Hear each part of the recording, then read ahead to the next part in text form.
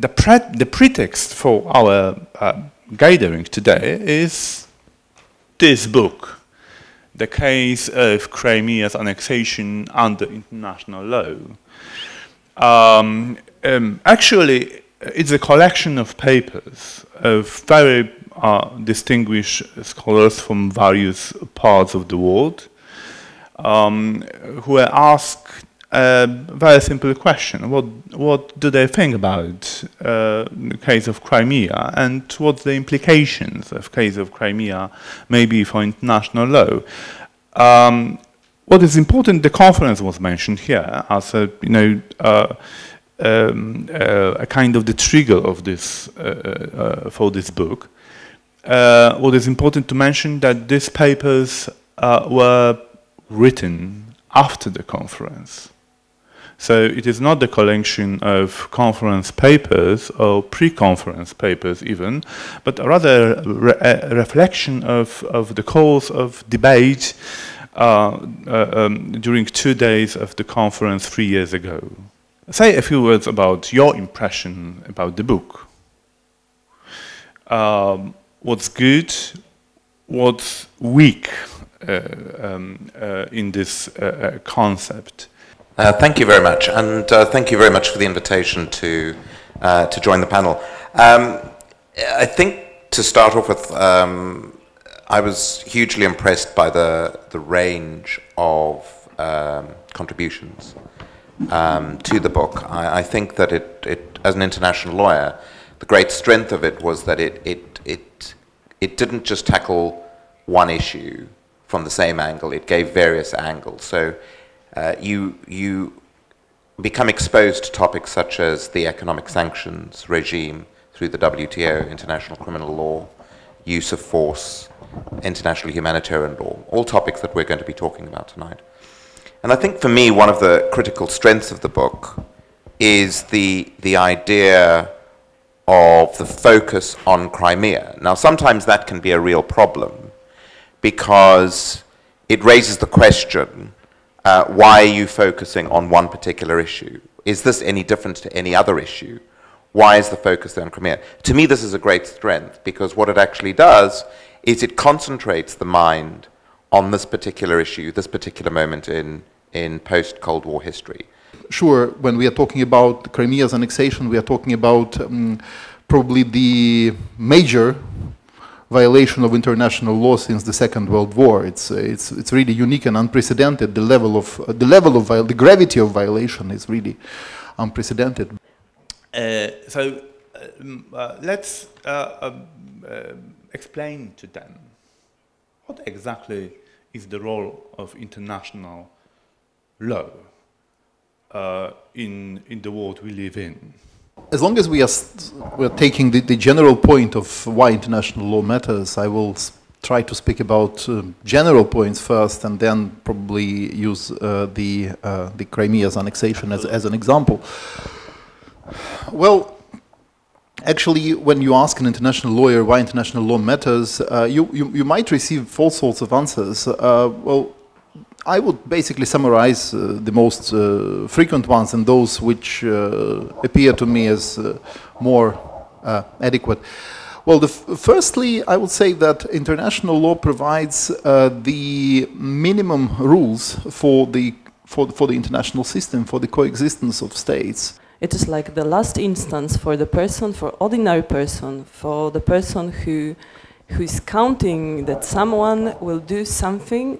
Very often it is the international law that can give us any answer. You know, when we look at the history of international law, I think that, you know, the origins of international are very deeply rooted in the idea of sovereignty and the protection of states and the freedom of states. And I think it's only when we come into the 20th century do we see that international law, possibly as an extension of that logic, decides to cut the cord from violence and violent action.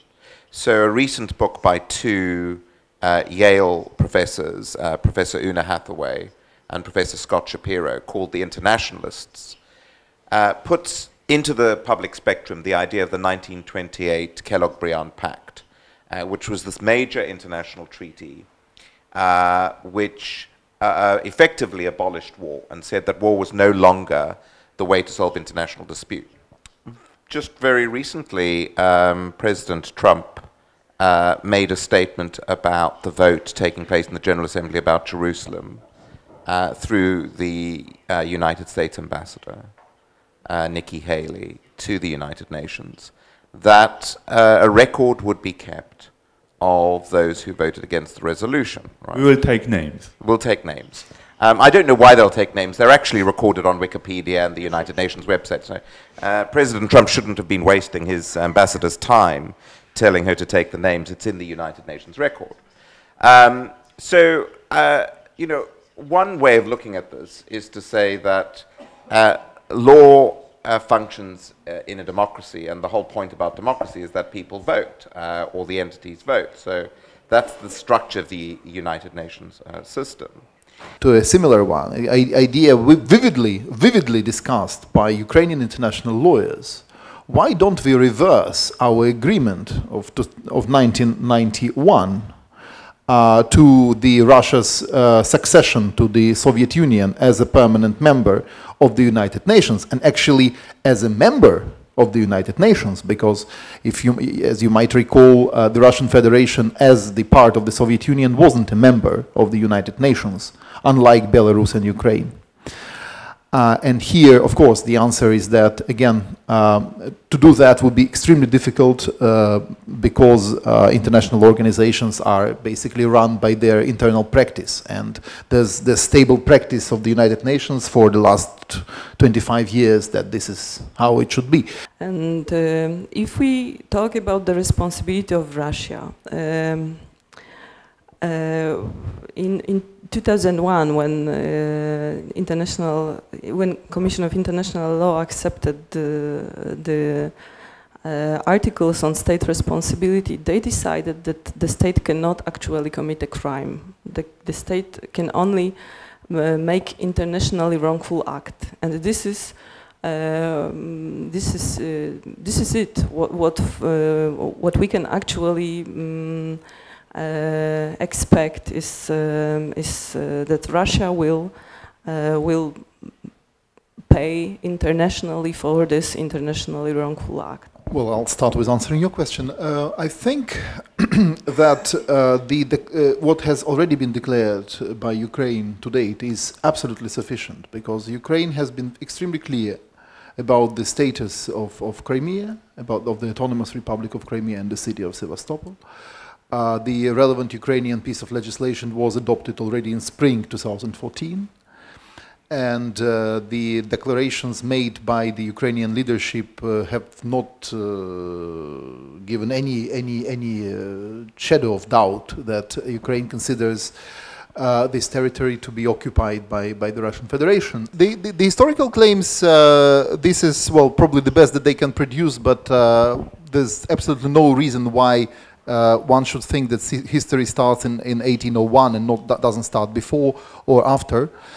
So this is really irrelevant, because Ukraine as a state, as an independent state, has emerged within the borders that are recognized by the international community and the Russian Federation in numerous dozens of treaties between Ukraine and the Russian Federation, if not hundreds of treaties, in fact. And this is something that late Professor Zadorozhny was actually studying, and he wrote his wonderful book on that. And one of the main issues actually between Ukraine and Russia, and something that was not mentioned during this discussion, was that it's been a persistent approach of the Russian Federation to avoid building relations with Ukraine based on international law.